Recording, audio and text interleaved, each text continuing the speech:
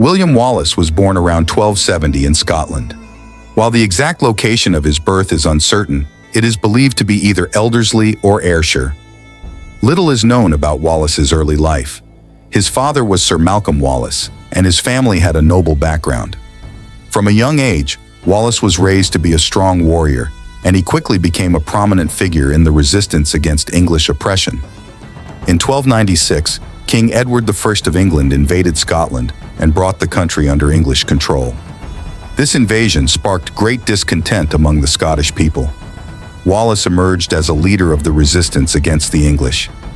In 1297, Wallace and Andrew Moray led the Scottish rebels to a significant victory over the English at the Battle of Stirling Bridge. This victory established Wallace as a key leader in the Scottish resistance. In 1298, Wallace's forces faced the English army at the Battle of Falkirk. Despite their efforts, the Scots were defeated. This defeat led Wallace to step down from his position as Guardian of Scotland, but he did not give up the fight.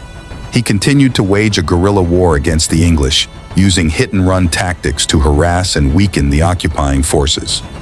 William Wallace's execution was brutal and intended to serve as a deterrent to others who might challenge English rule. Here is a detailed account of his execution. After being captured in 1305, Wallace was taken to London to stand trial. He was charged with treason against King Edward I of England. Wallace denied the charges, arguing that he could not be a traitor as he had never sworn allegiance to Edward. Nevertheless, he was found guilty. On August 23, 1305, Wallace was executed in a particularly gruesome manner, which involved several stages. Hanging. Wallace was first hanged, but not to the point of death.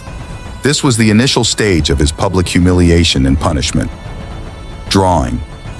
After being partially strangled by hanging, Wallace was taken down and subjected to the drawing process. This involved being tied to a wooden panel and dragged by a horse to the place of execution. This method was intended to maximize the suffering and humiliation of the condemned. Disembowelment and castration.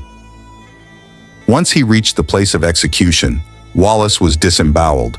His intestines and other internal organs were removed and burned before him. He was also castrated as part of this brutal process. Beheading.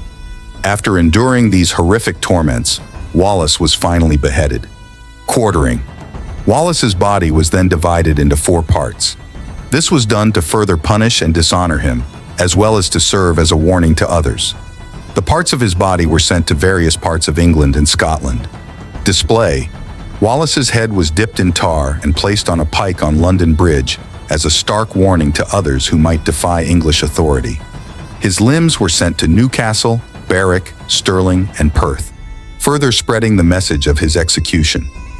Despite the brutality of his execution, William Wallace's legacy as a champion of Scottish independence and freedom only grew stronger.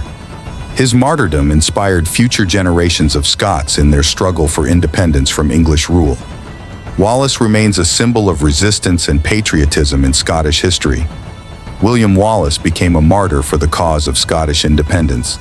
His bravery, leadership, and unwavering commitment to Scotland's freedom inspired many. His life and struggle have been chronicled by historians and writers alike. One of the most famous portrayals of Wallace is in the 1995 film Braveheart, which dramatizes his life and the Scottish fight for independence. In 1869, the Wallace Monument was erected near Stirling to honor William Wallace's memory and his contributions to Scottish history.